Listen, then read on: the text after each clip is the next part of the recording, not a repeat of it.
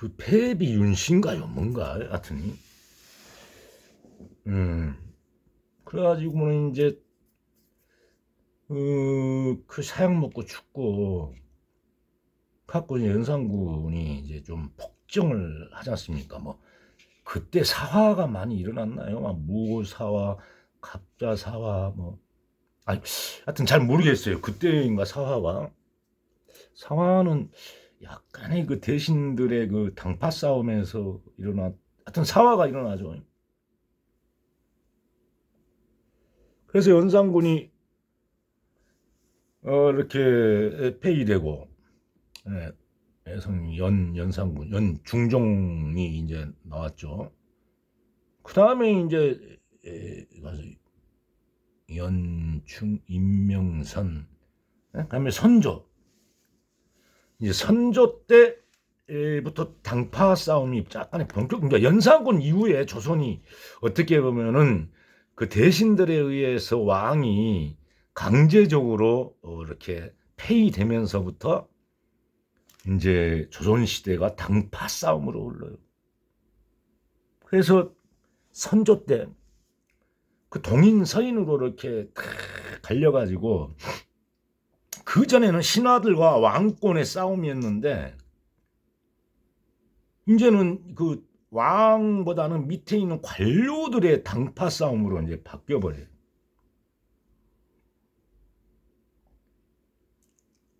그 당파 싸움 때문에 그때 그 일본이 예구들이 우리 한국의 그 부산 막 이렇게 변방을 많이 누락질을 하고 그랬단 말이죠. 그래가지고 뭐 그때 뭐 비변산이 뭐니 하여튼 대책본부 외구들 대책본부 막 이런 것도 세우고 그랬는데 그때 당시에 일본은 이제 그 어떤 그 각 지방의 토 영주들 시대에서 천하를 통일하는 도쿠가 이에야스, 토요토미 히데요시 이런 사람들이 천하를 이제 통일한 시대였죠. 토요토미 히데요시가 아니 도쿠가 이에야스가 이제 했고 그걸 뒤를 이어가는 게 토요토미였죠. 그래서 일본에 통신사를 보내요. 먼 윤길인가하고 뭐 누구하고 둘이 그게 동인 한쪽은 동인 사람 한쪽은 서인 사람이에요. 그때 당시에는 동인에 있던 사람들이 세력을 잡고 있었어 이제. 서인 사람들은 조금 사이드고. 근데 이제 시대가 흐르면서 동인들이 막 척결되고 동인은 남인하고 부인은 또 이거 흩어지고 서인이 좀 많이 집권을 하죠. 그 둘이서 그런 거야. 평가가 달라. 일본이 지금 상당히 막 호전적이고 막 전투 준비를 하고 있으니 우리도 지금 대책을 만들어야 됩니다. 서인 사람은 그랬는데 동인에서는 아이고 그럴 일 없어요. 이러는 거야. 그러니까 우리나라도 지금 당파 싸움 하는 거 보면은 저 사람이 좋은 말 하면 그건 같이 봐야 된다 이렇게 가야 돼. 그런데 나는 지금 현재 이재명을 지지하고 있지만은 윤석열도 굉장히 합리적인 사람이에요. 좋아 그거 받아들여. 그래서 요즘 이재명이하고 윤석열이하고 공약이 거의 똑같아요. 얼마나 좋은 모습입니까 그것은. 네? 무조건 상대당 얘기하면은 무조건 아니라고 지금까지 그래왔지 않습니까? 예? 이게 저는 어떤 통합으로 가기 위한 어떤 좋은 신호라고 저는 생각이 돼요. 그런데 아무튼 동인에서는 이 전쟁 날 일 없어요. 서인에서는 전쟁 날 것 같아요. 그러니까 동인에서는 그럴 일 없어요. 이렇게 무조건 반대. 상대가 얘기하면. 그래서 결국은 그때 당시에는 동인이 힘을 받고 있었기 때문에 선조는 그래 뭐 전쟁 준비하면 국민들한테도 세금도 많이 거대야 되고 뭔가 막 군사 양병도 해야 되고 그러잖아. 그게 전쟁 안 나는 게 좋지. 그렇게 해서 뭡니까? 또 선조는 제일 먼저 내빼불잖아. 이승만이가 전쟁 나니까 서울을 딱 버리고 한강 폭파에서 도망치듯이 선조도 압록강까지 도망을 갔어요. 그리고 거기서 명나라한테 이제 원조를 청군해가지고 또 그 밑에서 이순신이나 의병들이나 많이 좀 뭡니까 막 국민들이 분연히 들고 일어났죠. 네? 그때 이제 한번도와 아니 뭐 고려 신라 백제끼리 뭐 이렇게 뺏고 어쩌고저쩌고 한 것 말고 외세에 의해서 이렇게 침략을 당해서 국토가 유린된 건 임진왜란이 처음 아닌가요? 당나라 수나라 뭐 20만 30만 대군이 와도 다 물리치고 그랬잖아요. 전쟁은 했었지만 그런 임진왜란을 겪었죠. 근데 선조의 그 후처의 아들이었던 광해가 그 전쟁을 막 많이 수행도 하고 그렇게 했던 모양이더라고. 근데 선조는 이제 후처의 아들인데 선조가 40몇 살에 늦게 그 번초에서 얘를 하나 놔. 그게 아마 영창대군인가 그랬을 거야.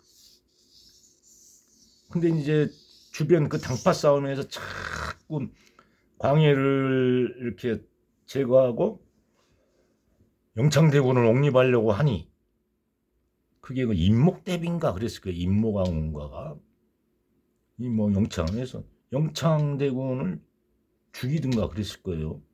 그리고 임목대비를 유폐를 시켜요. 유폐를 그 궁 안에서 딱 그 요즘으로 얘기하면 그 가택연금 5년 동안.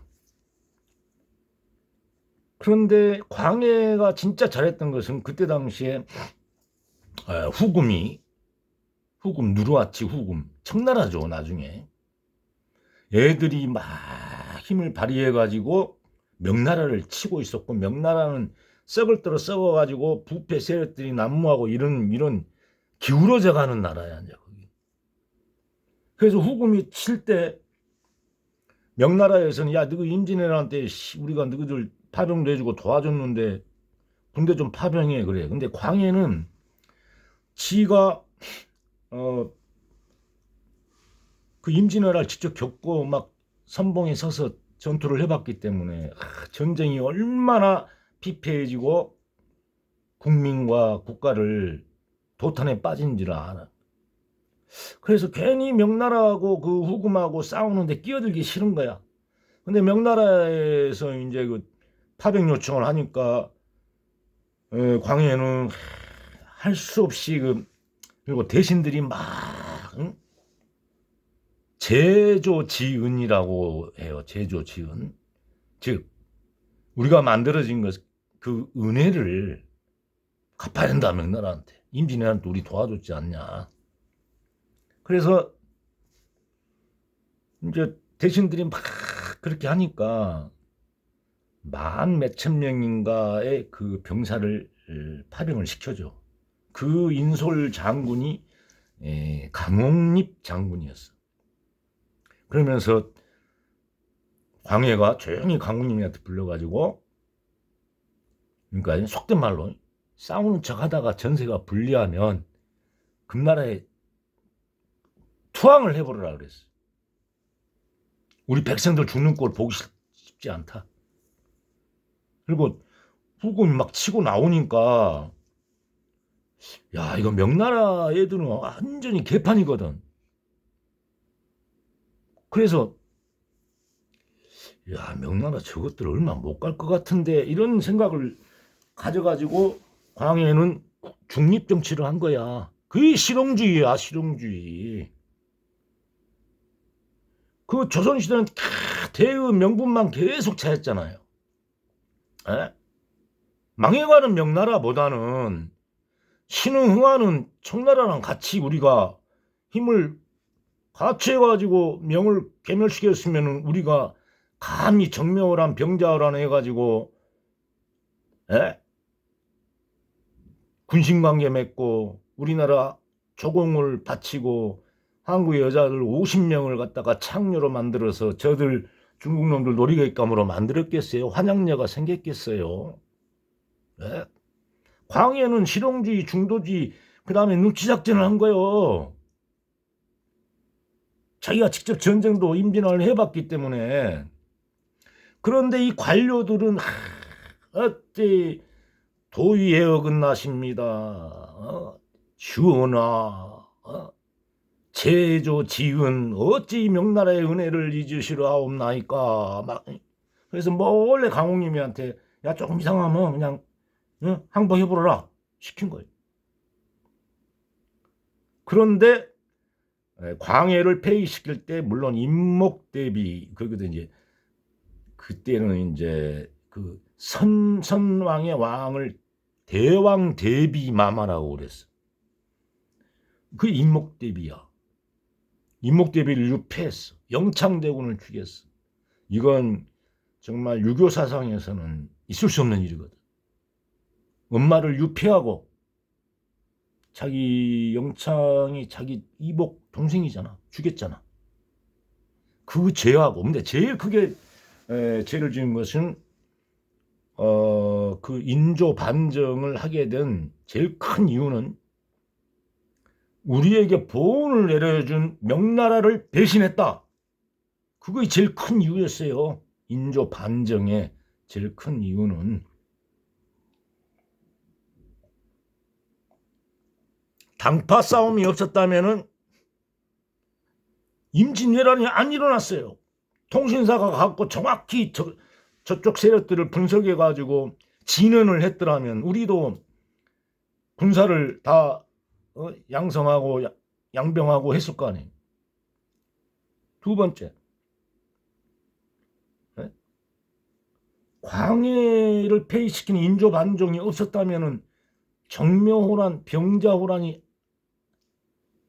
병자호란은요 물론 짧게 그 청나라 애들이 왔다가 갔지만은요 그건 임진왜란은 이상의 피해였고 국격의 망신이었어요. 우리 인조가 그 청나라 태종이 높은 데 앉아있고 그 밑에서 무릎을 꿇고 삼전도에 항복을 했지 않습니까? 그리고 우리나라 공물과 우리나라의 부녀자들 50만 명이 갔대. 중국에 창녀하러. 네? 그게 광해는 상당히 또 개혁가였어요. 뭐 정확하게 여러 뭐 지적은 있지만 제가 잘 기억은 못하겠습니다. 그래서 그런 임진왜란 병자호란을 일으켰어. 이 당파 싸움과 이런 것들이. 그 다음에 대종태조문화세 예성연중 임명선 선조 광인 그 다음에 광해 다음에 인조반정 효종 현종 숙종 숙경 경종 영조 정조 시대.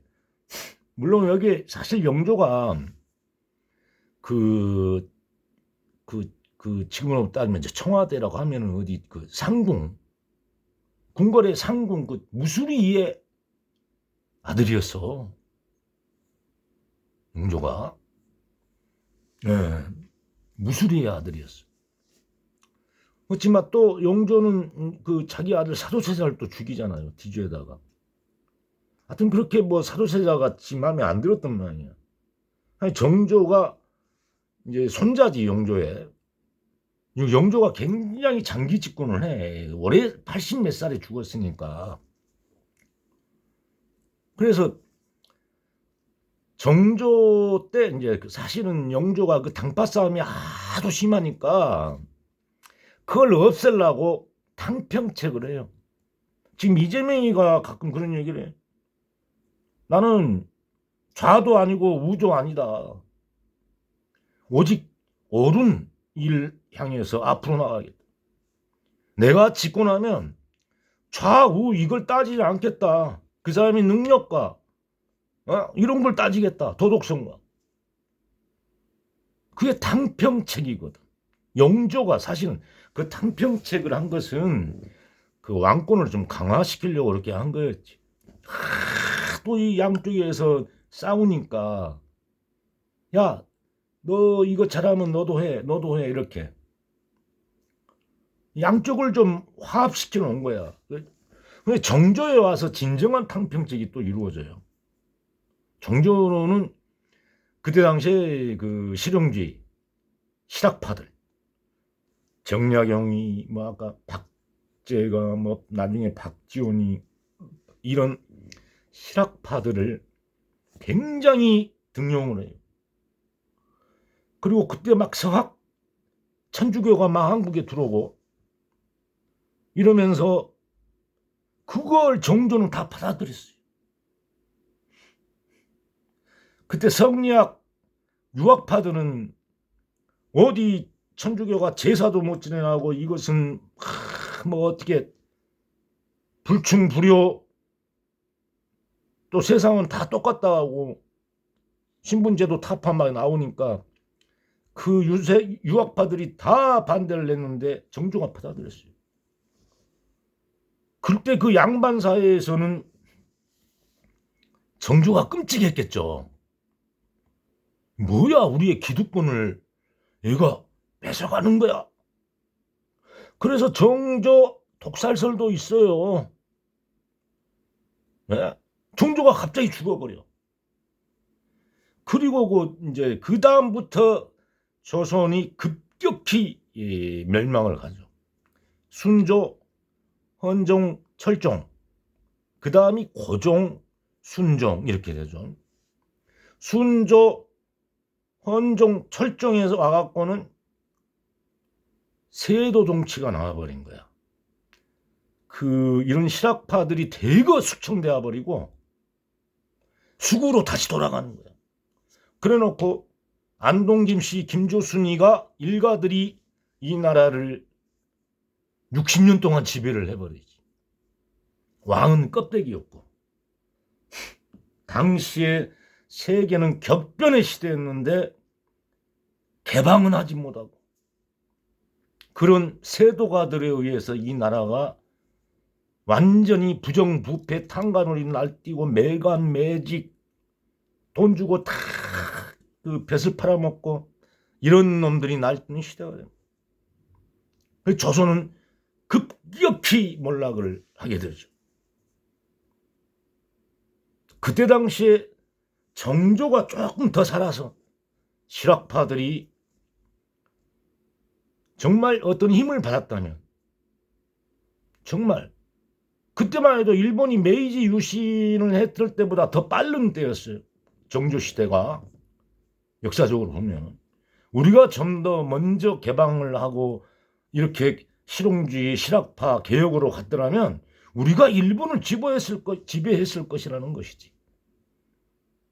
네. 그러나 우리는 그 기회를 놓쳤어요. 지금 윤석열도 나는 굉장한 뭐 좋은 사람이라고 봐요. 그렇지만 그가 머물고 있는 당이 수구파들이야. 얘들한테 다시 맡기면 역사의 시계는 다시 거꾸로 가는 거야. 네? 윤석열이가 아무리 뭐 하려고 해도 그 밑에 기반이 그런데 어떻게 할 수가 없어요. 그런 절체절명의 우리 국가의 그 미래에 대한 절체절명의 선택의 순간이다. 저는 그렇게 생각해요. 결국은 그 다음에 고종이 이제 나타나고 또 뭐 순종은 뭐 인군도 아니었죠. 뭐 고종이 조금 어떻게 해보려고 했지만은 또 그 고종의 아버지 이항의 흥선대원군하고 또 고종의 부인 뭐 민비 명성황후라고 하지만은 정말 열강의 희생자들이었죠. 네. 처음에 이항이는 세국 정치를 하다가 또 민비가 서서히 또 정권에 이제 관여를 하게 되고,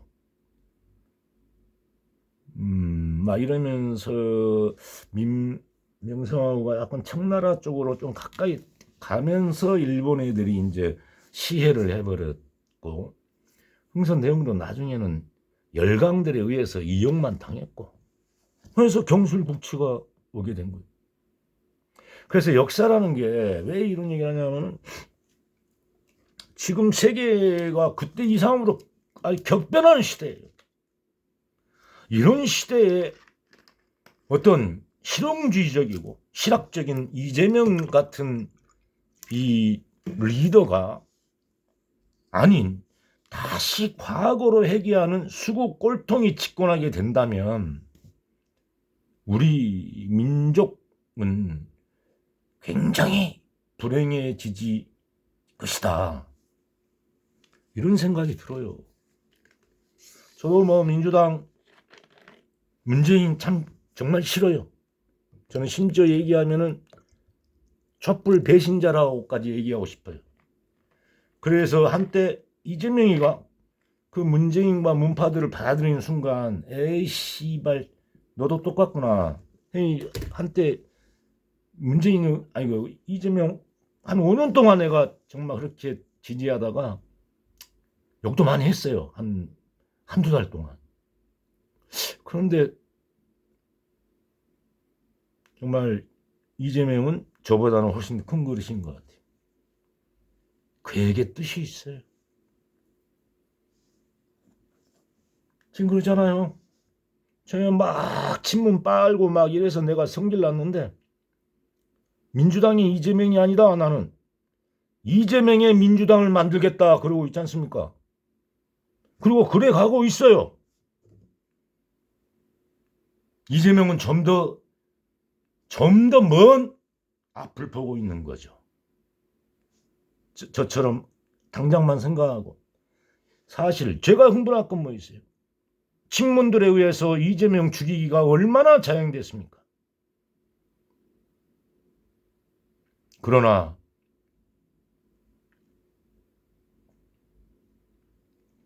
이재명은 좀 더 먼 앞을 보고 있다고 생각합니다. 어찌됐건 3월 9일 선거는 우리 민족 국가의 큰 대사이고 큰 미래에 대한 하나의 이정표가 될 것이라고 생각합니다. 이상 이재명